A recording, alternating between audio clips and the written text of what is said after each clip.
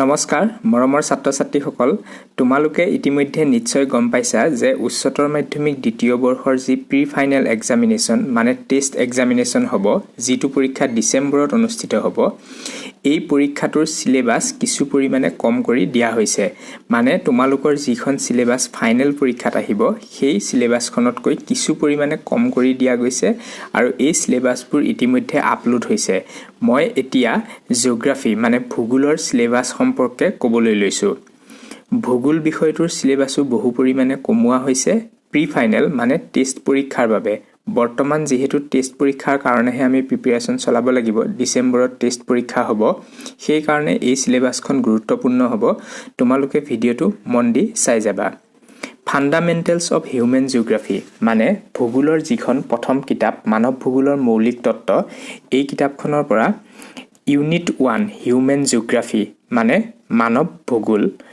Nature and scope প্ৰকৃতি আৰু পৰিসৰ এই পাঠটোৰ পৰা প্ৰশ্ন আহিব আৰু ইয়াৰ পৰা 5 নম্বৰৰ প্ৰশ্ন আহিব ইউনিট 2 গুড 2 পৰা আহিব people population of the world distribution density and growth population change spatial patterns and structure determinants of population change age sex ratio Rural urban composition, human development concept, selected indicators, international comparisons. মানে good 2 যিটো তোমালোকৰ কিতাপত আছে দ্বিতীয় অধ্যায় পৃথিৱীৰ জনসংখ্যা বিতৰণ ঘনত্ব আৰু বৃদ্ধি তৃতীয় অধ্যায় জনসংখ্যাৰ গঠন আৰু চতুৰ্থ অধ্যায় মানৱ বিকাশ এই তিনিটা পাঠৰ পৰা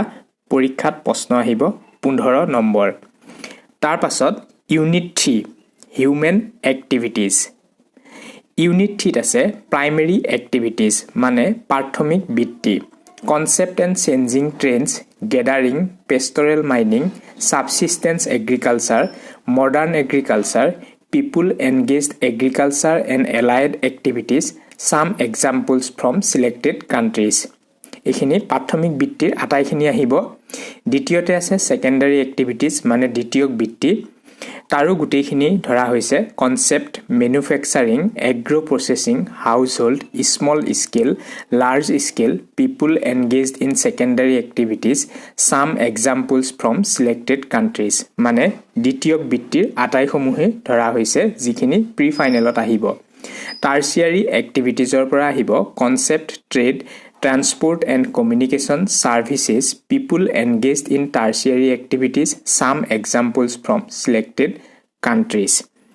Aru ase quaternary activities, concept knowledge-based industries, people engaged in quaternary activities, some examples from selected countries.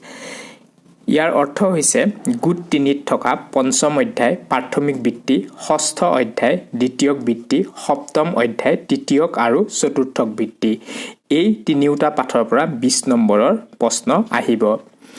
এতিয়া তোমালোকে বুজিলানে মানৱ ভূগোলৰ মৌলিক তত্ত্ব নামৰ কিতাপখনৰ পৰা প্ৰথম অধ্যায় দ্বিতীয় অধ্যায় তৃতীয় অধ্যায় চতুৰ্থ অধ্যায় পঞ্চম অধ্যায় ষষ্ঠ অধ্যায় আৰু সপ্তম অধ্যায় এই কেইটা পাঠৰ প্ৰশ্নহে প্ৰি ফাইনেল বা টেষ্ট এক্সামিনেশ্যনত আহিব বাকি কেইটা পাঠ অষ্টম নৱম আৰু দশম অধ্যায়ৰ প্ৰশ্ন প্ৰি ফাইনেলত নাহে সেইখিনি ফাইনেলৰ কাৰণেহে পঢ়িব লাগিব এইখন কিতাপৰ পৰা মানৱ ভূগোলৰ মৌলিক তত্ত্বৰ পৰা এনেকৈ সৰ্বমুঠ 40 নম্বৰৰ প্ৰশ্ন পৰীক্ষাত আহিব এতিয়া আমি গ্ৰুপ বি চাওঁহা ইণ্ডিয়া পিপল এণ্ড ইকনমি মানে ভাৰতবৰ্ষৰ জনসংখ্যা আৰু অৰ্থনীতি সেই কিতাপখনৰ ইউনিট 1 মানে গুড 1 people population distribution density and growth composition of population linguistic and religious rural urban population change through time regional variations occupation migration international national causes and consequences human development selected indicators and regional patterns population environment and development এইখিনি আটাইখিনি আহিব good একৰ জনসংখ্যা বিতৰণ ঘনত্ব বৃদ্ধি আৰু গঠন 2 জনপ্ৰব্ৰজন প্ৰকাৰ কাৰণ আৰু পৰিণতি 3 মানৱ সম্পদ উন্নয়ন এই তিনিটা পাঠৰ পৰা 7 নম্বৰৰ প্ৰশ্ন আহিব Unit 2 Good 2 Human Settlement, Rural Settlement, Types and Distribution, Urban Settlement, Types, Distribution and Functional Classification. Good 2 এটা পাঠে আছে লোকবসতি এই পাঠটোৰ পৰা 9 নম্বৰৰ প্ৰশ্ন আহিব। Unit 3 Resources and Development, Land Resources, General Land Use, Agricultural Land Use, Major Crops, Agricultural Development and Problems, Common Property Resources. Unit 3 পৰা এইখিনি আহিব ভূমি সম্পদ আৰু কৃষি কাৰ্য। তাৰ পিছত আছে Water Resources, মানে ভাৰতৰ জল সম্পদসমূহ বুলি যেটো পাঠ আছে সেই পাঠৰো প্ৰশ্ন আহিব।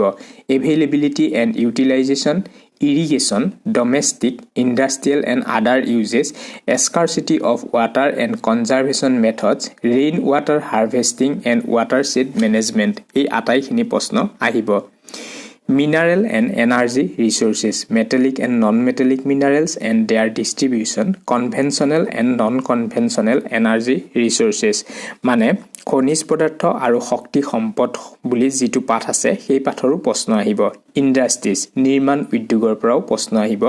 Types and Distribution, Industrial Location and Clustering, Changing Pattern of Selected Industries, Iron and Steel, Cotton Textiles, Sugar, Petrochemicals and Knowledge-Based Industries, Impact of Liberalization, Privatization and Globalization on Industrial Location.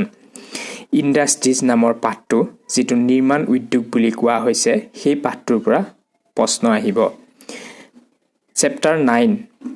Planning in India, Target Area Planning, Case Study, Idea of Sustainable Development, Case Study.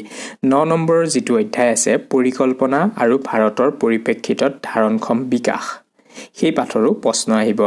এতিয়া চোৱা good 3 থকা ভূমি সম্পদ আৰু কৃষি কাৰ্য, ষষ্ঠ অধ্যায়ৰ ভাৰতৰ জল সম্পদসমূহ, সপ্তম অধ্যায়ৰ খনিজ পদাৰ্থ আৰু শক্তি সম্পদ, অষ্টম অধ্যায়ৰ নিৰ্মাণ উদ্যোগ, নৱম অধ্যায়ৰ পৰিকল্পনা আৰু ভাৰতৰ পৰিপ্ৰেক্ষিতত ধাৰণক্ষম বিকাশ। এই আটাইকেইটা পাঠৰ পৰা 14 নম্বৰৰ প্ৰশ্ন আহিব। ইয়াৰ মানে হৈছে যে ভাৰতবৰ্ষৰ জনসংখ্যা আৰু অৰ্থনীতি কিতাপখনৰ প্ৰথম, দ্বিতীয় আৰু তৃতীয় অধ্যায়ৰ পৰা 7 নম্বৰ, চতুৰ্থ অধ্যায়ৰ পৰা 9 নম্বৰ, পঞ্চম, ষষ্ঠ, সপ্তম, অষ্টম, নৱম অধ্যায়ৰ পৰা 14 নম্বৰ আৰু বাকি কেইটা অধ্যায় প্ৰি ফাইনেল এক্সামিনেশ্যনত নাহে। অৰ্থাৎ এই কিতাপখনৰ পৰা 30 নম্বৰৰ প্ৰশ্ন আহিব আৰু প্ৰথম যিখন কিতাপৰ কথা কৈছিলো মানৱ ভূগোলৰ মৌলিক তত্ত্ব সেইখনৰ পৰা 40 নম্বৰ, মুঠতে 70 নম্বৰৰ প্ৰশ্ন আহিব। আৰু তোমালোকে নিশ্চয় জানা HS ফাইনেল এক্সামিনেশ্যনৰ জিওগ্ৰাফি পেপাৰখনো 70 নম্বৰৰে, বাকি 30 নম্বৰ প্ৰেক্টিকেল থাকে।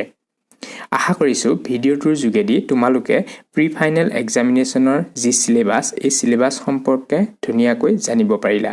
ভিডিঅ'টি লাইক কৰিবা, কমেন্ট কৰিবা আৰু বন্ধু বান্ধৱীৰ লগত শ্বেয়াৰ কৰিবা। আজি ভিডিঅ'টো ইমানতে সামৰিছো। ধন্যবাদ।